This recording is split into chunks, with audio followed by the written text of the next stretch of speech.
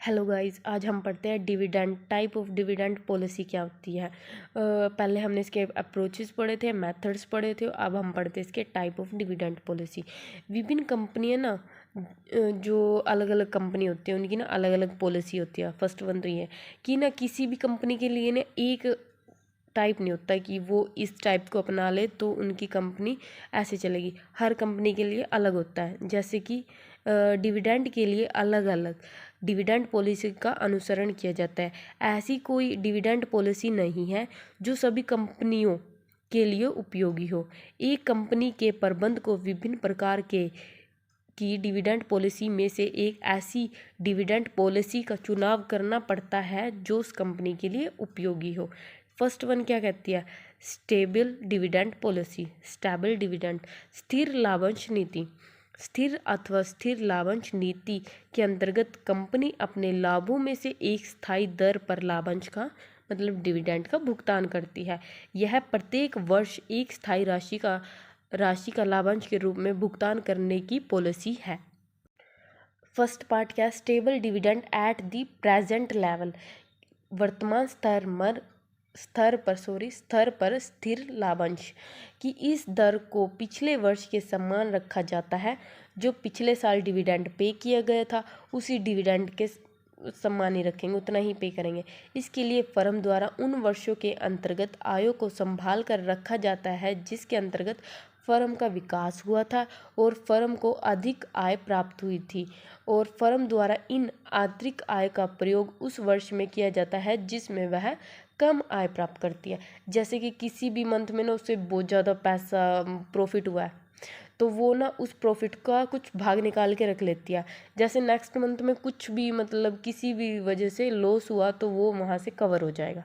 ठीक है। इसका सेकंड पॉइंट क्या कहता है? Stable dividend at the high level. जब प्रबंध को यह महसूस होता है कि कंपनी की आय स्थिर रूप से बढ़ रही है और इस बढ़ती हुई आय में से स्थायी रूप से अधिक लाभांश दिया जा सकता है तो उनके द्वारा यह निर्णय लिया जाता है कि स्थिर लाभांश दर में वृद्धि होने से कंपनी के अंशों के बाजार मूल्य में भी वृद्धि होती है। कि जैसे ना कंपनी बढ़ रही है, उसकी स्थायी रूप से वह बढ़ती है तो वो कुछ निर्णय लिए जाते हैं कि उसके ना फ्यूचर में ये करना है कि उसके शेयरों को भी बढ़ा दिया जाता है। शेयर के जो प्राइस होते हैं उनको बढ़ा दिया जाता है। बस इसमें ये पॉइंट कह रहे हैं। थर्ड पॉइंट इसका, stable dividend at the low level. जब उसका लो लेवल होता है तब क्या करते हैं? जब किसी कंपनी के पास विनियोग के अधिक अवसर उपलब्ध होते हैं तो कंपनी को इन अवसरों का फ़ायदा उठाने के लिए कोषों की आवश्यकता होती है। इसलिए कंपनी नियमित लाभांशों के स्तर में कमी कर देती है, मतलब जो उसके शेयर है ना उनमें कमी कर देती है, और जब लोअर लेवल आता है। ठीक है, ये थे फर्स्ट के पार्ट। अब शुरू करते हैं सेकंड पॉइंट क्या कहता है? Low regular dividend plus extra dividend policy. ये क्या कहता है? उन साधारण आय वाले वर्षों के दौरान अतिरिक्त लाभांश का भी भुगतान किया जाता है। इस नीति का प्रयोग उन कंपनियों द्वारा किया जाता है जिनकी आय में प्रति वर्ष परिवर्तन हो जाता है। मतलब इस पॉलिसी का ना तब अपनाई जाती है जब ना किसी कंपनी को ना घाटा हो रहा है तब। ठीक है, लो हो रहा है मतलब उसको लॉस होता जा रहा है तब। ठीक है। अब इसका थर्ड पॉइंट क्या कहता है? Irregular dividend policy.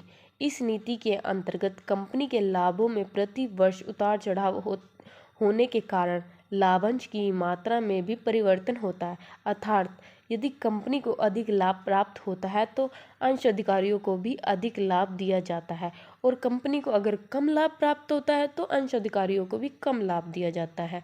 ठीक है। इसका फोर्थ पॉइंट क्या कहता है? No dividend at the present policy.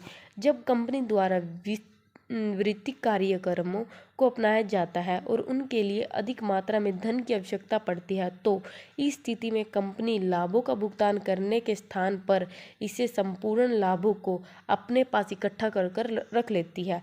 कि अंश शेयर के बाजार मूल्य पर इस नीति का विपरीत प्रभाव पड़ता है। ठीक है, जिससे ना शेयर घट भी सकते हैं और बढ़ भी सकते हैं। मतलब वो नहीं पता कि नेगेटिव इफेक्ट पड़ेगा या पॉजिटिव पड़ेगा। ओके, तो इसी के साथ डिविडेंड के टाइप खत्म होते हैं, डिविडेंड पॉलिसी के टाइप।